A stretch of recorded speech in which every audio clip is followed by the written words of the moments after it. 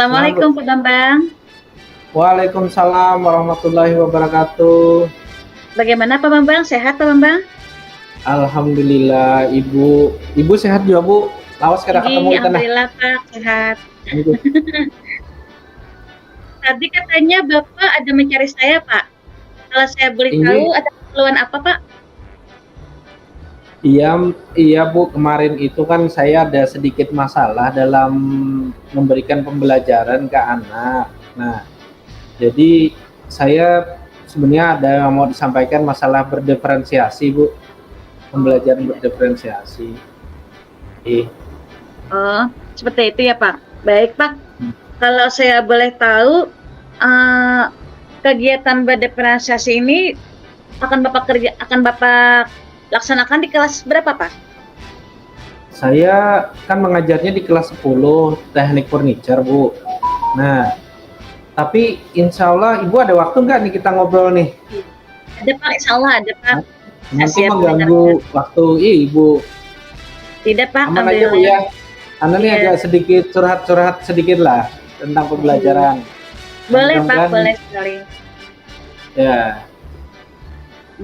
Baik Bu, saya mungkin sedikit bercerita saja bahwa saya itu ingin anak-anak dalam memberikan pembelajaran, anak-anak yang saya beri pembelajaran itu mereka ternyata mempunyai masalah dalam 3 model karakter, Bu. Nah, itu kemungkinan yang mau saya sampaikan ke Ibu. Jadi kira-kira kalau Ibu ada waktu, saya akan menceritakan sedikit ke Ibu. Gimana, Bu? Ada Pak, nggih. Saya siap mendengarkan apa itu yang ingin Bapak ceritakan. Nggih, silakan Pak. Baik. Nggih. Baik, pertama kan saya tuh punya masalah, eh, saya mengajar ternyata yang saya ajarin itu ada beberapa karakter anak yang penangkapan pembelajarannya berbeda-beda, Bu. Oh, iya Nah, nggih. itu maksudnya. Jadi gimana kira-kira saya melihat ternyata kayaknya saya memerlukan pembelajaran yang modelnya berdiferensiasi, Bu. Oh, Menurut Ibu iya. gimana, Bu? Sebenarnya itu sudah bagus Pak, nggih. Itu adalah langkah yang sudah bagus. Kemudian bagaimana rencana Bapak dalam melaksanakan pembelajaran berdiferensiasi itu Pak? Ya, tujuan saya kan sebenarnya dalam memberikan penilaian saya ingin anak-anak itu bisa maksimal, Bu. Nah, tapi dalam segi penilaian menurut saya nilainya masih belum maksimal. Begitu, Bu. Jadi kira-kira skalanya mungkin kalau diberi skala itu masih dalam nilai 7, Bu. Oh, nggih. Kalau saya boleh tahu Pak, skala yang Bapak inginkan nanti di kelas Bapak itu berapa Pak? Saya kan ingin maksimal sebenarnya. Anggaplah kalau skala itu 1 sampai 10 ya saya pingin 10, cuma tadi kan masih 7. Jadi rencana saya perkiraan dari 8 sampai 10, Bu. Oh, ini. Ya, maksimal Bagus Pak. supaya Iya, anak-anak tuh iya. bagus. Iya. Jadi kalau ulun simpulkan berarti Bapak ingin melaksanakan pembelajaran berdiferensiasi Pak ya di kelas Bapak, Iya. karena anak murid Bapak itu mempunyai perbedaan dalam menangkap pelajaran ya Pak ya? Betul, Saya karena rasa itu sudah cukup baik Pak. Kemudian kalau saya boleh tahu rencana Bapak, kira-kira apa yang masih ada hal lain yang akan Bapak lakukan Pak? iya, rencana saya kan saya akan memberikan pembelajaran berdiferensiasi itu dengan gaya anak, Bu. Ya, anak-anak tersebut ternyata ada yang dia suka mendengarkan, ada yang suka melihat, ada yang langsung praktek. Nah, rencana saya akan menerapkan pembelajaran diferensiasinya dengan proses pada saat anak menangkap pembelajaran, Bu. Oh, iya iya. Terus kemudian bagaimana dengan proses kegiatan belajar mengajar Bapak yang selanjutnya, Pak? Ya, rencana saya begini, Bu, untuk berdiferensiasi itu rencana saya nih supaya eh, anak-anak tersebut bisa maksimal, saya akan membuat 3 gaya tersebut menjadi 3 model pembelajaran saya. Misalnya saya akan mencarikan video-video pembelajaran. Ini pembelajarannya saya mengajar teknik finishing. Nah, finishingnya itu menggunakan finishing namanya teknik oles, Bu. Nah, teknik oles itu ternyata anak yang saya carikan video itu hanya sepertiganya dari kelas tersebut yang suka menonton.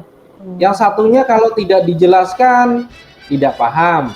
Nah, kemudian ada anak yang saya jelaskan, kemudian yang suka nonton video tadi dia tidak terlalu paham. Nah, kemudian ada kelompok anak yang gangguin teman terus. Jadi saya pikir ini kayaknya gayanya berbeda lagi nih. Jadi itu kayaknya gaya kinestetik. Makanya saya kalau untuk yang dia auditori atau dia suka mendengarkan, maka saya jelaskan langsung, Bu. Nah, tapi bagi anak yang suka melihat, saya carikan video-videonya. Rencananya saya carikan video-video yang paling simpel di dalam YouTube.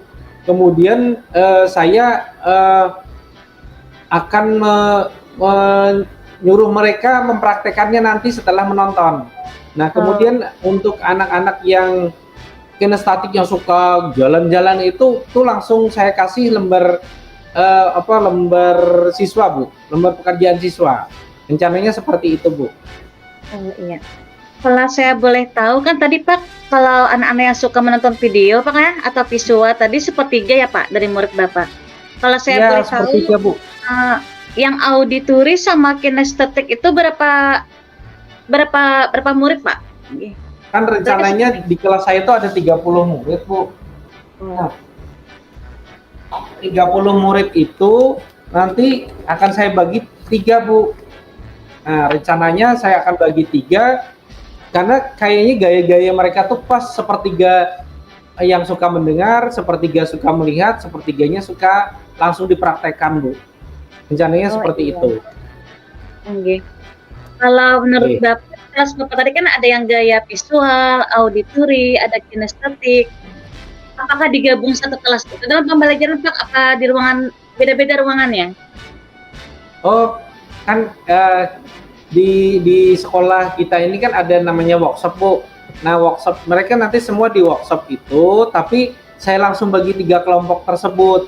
Nah, kelompok-kelompok itu langsung saya beri bahan materi yang untuk pembelajaran tadi. Misalnya tadi yang auditory langsung saya jelaskan saja teknik-tekniknya, dan kelompok yang suka melihat video tadi, yang suka nonton lah, mereka langsung saya downloadkan, saya suruh mereka melihat di laptop masing-masing. Jadi mereka bisa mengamati dan mendengarkan dengan seksama. Nah, yang satunya lagi tinggal saya printkan LKPD yang mereka tinggal mengikuti yang kinestetik tadi. Jadi mereka asik dengan kelompoknya masing-masing. Setelah itu baru kita praktik bersama, Bu. Berarti tidak terjadi gangguan Pak kelompok satu dengan kelompok yang lain? Artinya kinestetik bekerja sendiri? Inggih. Jadi kalau tidak ditungguin, tunggu boy. Tapi kalau ditunggui, insya Allah mereka akan berkelompok-kelompok sesuai dengan kesukaannya masing-masing. Tapi tetap saya awasi dan saya akan keliling terus dengan 3 kelompok ini.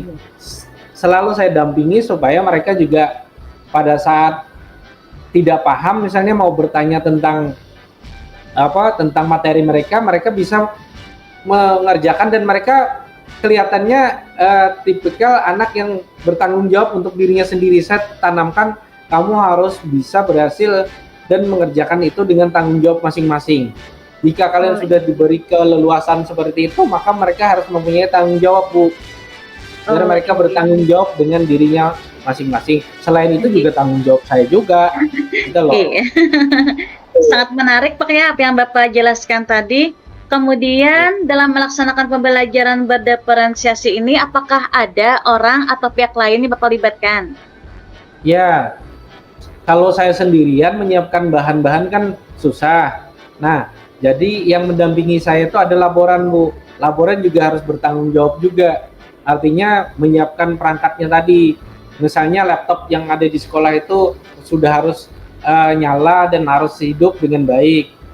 Kemudian yang LKPD tadi saya minta laboran ngeprintkan dengan printer yang ada di sekolah dengan kertas-kertas yang disediakan oleh sekolah. Nah kalau yang auditori tadi itu tanggung jawab saya karena saya yang menjelaskan langsung.